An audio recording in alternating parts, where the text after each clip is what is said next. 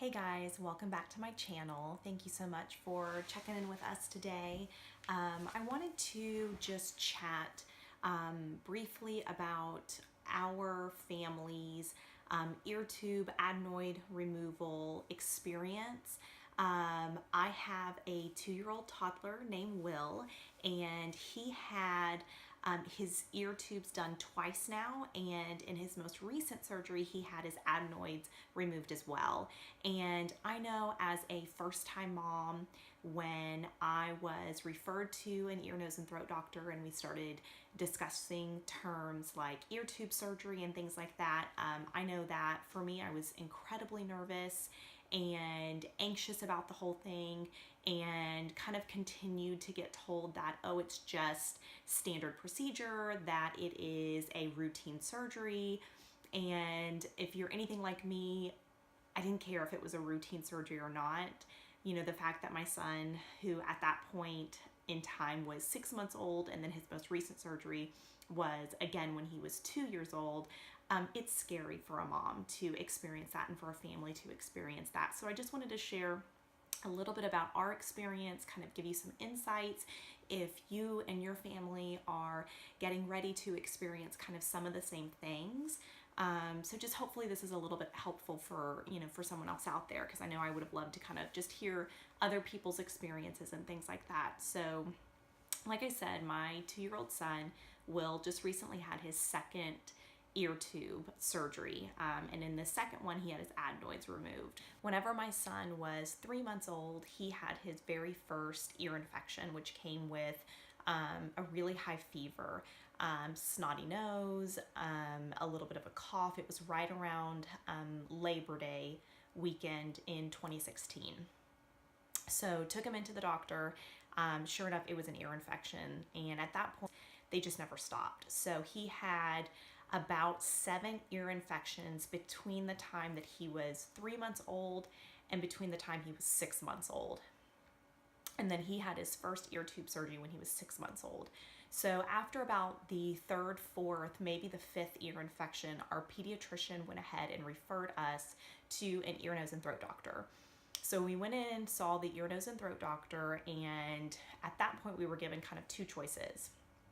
One of the choices was to do some sort of a steroid, and the way that I understand it is that the steroid was supposed to be able to clear up the liquid that was kind of sitting in that inner ear canal that he had, because it was just basically had standing liquid. At that point, steroids were a little bit scary for me as well, and I just asked our ear, nose, and throat doctor, what would you suggest? And he suggested going ahead and doing ear tubes, because at that point my son had had so many ear infections and they were worried about it potentially affecting his hearing and then maybe causing some sort of a speech delay later on in life. We went ahead and did the ear tube surgery, and again at that point he was just 6 months old. So again, very, very scary for a first-time mom, and anxious about the whole experience. One thing that was nice about when he had his ear tubes when he was 6 months old is he did not have anesthesia through an IV. So it was one at this point where he could, as far as I know, it was a mask, and it was something that he kind of inhaled and then went under that way. He did not have any IVs in him whatsoever. So we had our surgery December of 2016, and we were the very first surgery of the day.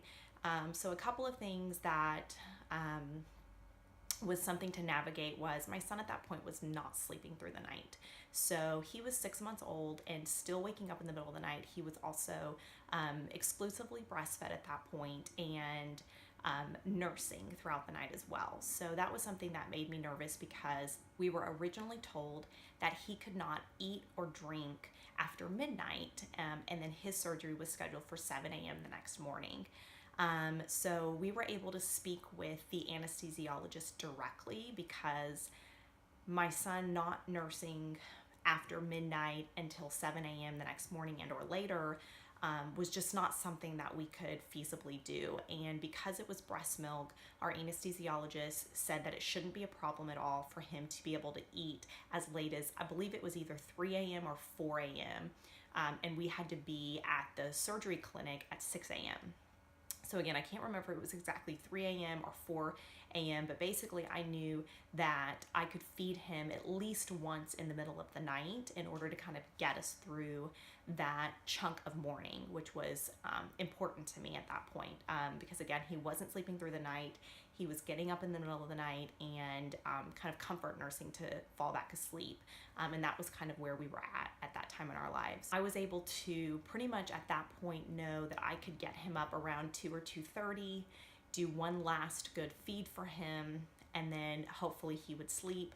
My goal the next morning was to simply change his diaper as he was sleeping, take him in his pajamas. So that morning we took his car seat into his room, quietly changed his diaper, and was able to get him into the car while he was still asleep. The surgery clinic wasn't far from our home, so we could leave around 5:30, 5:45 and be there by 6 a.m. We were in kind of the triage type area or the pre-op area probably about 6:30. It was pretty quick and easy. We were able to meet with our ear, nose, and throat doctor. We met with the anesthesiologist. We had wonderful nurses that were there with us that morning. And when he was 6 months old, like I said, and so them taking him to the surgery was, a pretty easy process. At that point, at 6 months old, he was pretty comfortable with strangers holding him. He didn't seem scared at all. Which of course was a very different experience when he had his ear tubes after his second birthday.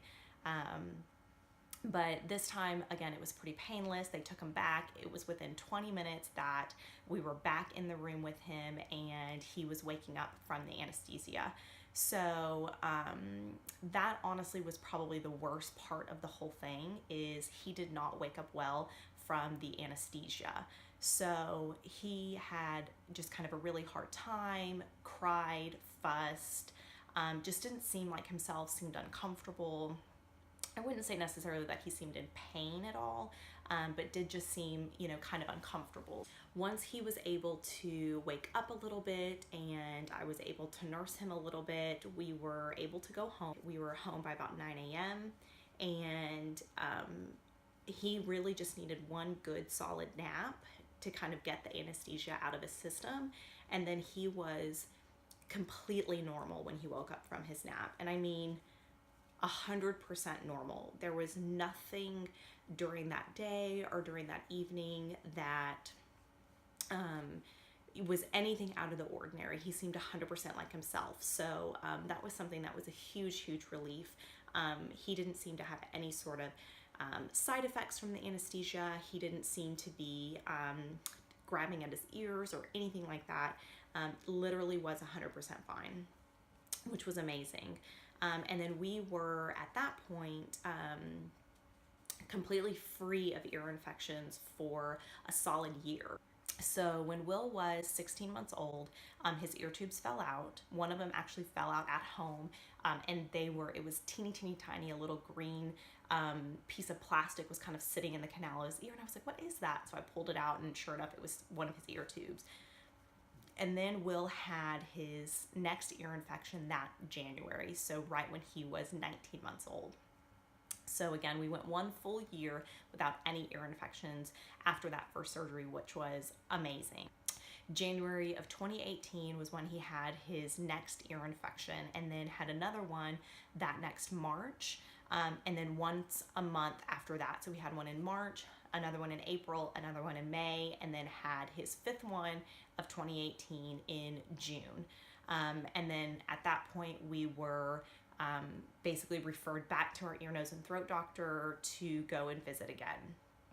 So we went and saw our ear, nose, and throat doctor again, and he had let us know that we likely need to go ahead and do tubes again, and he wanted to go ahead and remove his adenoids as well. So we did the adenoid removal at that point as well. So the way that I understand it is the adenoids are a gland that are behind your nose, and they're I guess, job is to kind of swell up whenever you get sick, to kind of block the bacteria from going into your nose.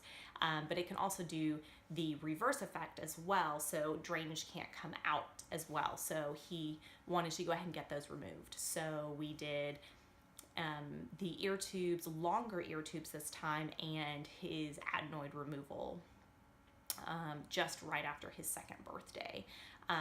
This experience was different. He did have an IV, and it was incredibly traumatic whenever he left us that morning. So again, kind of the same thing. We couldn't eat or drink after midnight, which was fine at that point because Will was not eating or drinking at all in the middle of the night. He was typically drinking and or eating breakfast first thing in the morning. So that was something that we just had to kind of navigate and hope that we could kind of talk him through it and let him know that he could have something when he woke up. Which honestly, that wasn't a problem because it was the fact that we were going somewhere kind of out of the ordinary. I had kind of done the same thing as I did during his 6-month surgery, where I kind of just changed him really quick in his bed, got him in, a fresh diaper and some fresh clothes, and kind of took him and put him in the car seat in the car while he still was a little bit drowsy in the morning. And so same time frame, we were expected to be at the surgery clinic at 6 a.m. His surgery was scheduled for 7. Biggest difference this time is that he was expecting to have an IV, which was different than the first one. And, the nurse had to physically take him from our arms, to take him to the surgery room. We couldn't be a part of that, which was very, very difficult because he screamed, he cried, I cried, my husband cried. It was a very traumatic moment for all of us, him having to be removed from our arms and taken away by complete strangers. So he woke up from his anesthesia very, very upset. So after about 20-25 minutes, the surgery was over, and we were able to go back and be with him. He woke up very, very upset. He would not eat or drink anything. They offered him some juice. He was hesitant to drink anything. And again, just was pretty inconsolable. He seemed very, very uncomfortable. He did seem in more pain this time. And again, we were able to go home probably about 30 minutes or so after he was out of his surgery, which was nice. One thing, again, that was different with this is that we were given pain medication for him. So he had morphine when he woke up. That was something that they administered to him before we even went back there to see him, because they thought that he was in pain as well. So he was given some morphine. So it just took a while for the anesthesia and the medication to get out of his system. So when he got home, he couldn't walk on his own. And if he did try to take any steps, he immediately fell down. He just was, honestly seemed drunk. Like he just seemed very out of it, seemed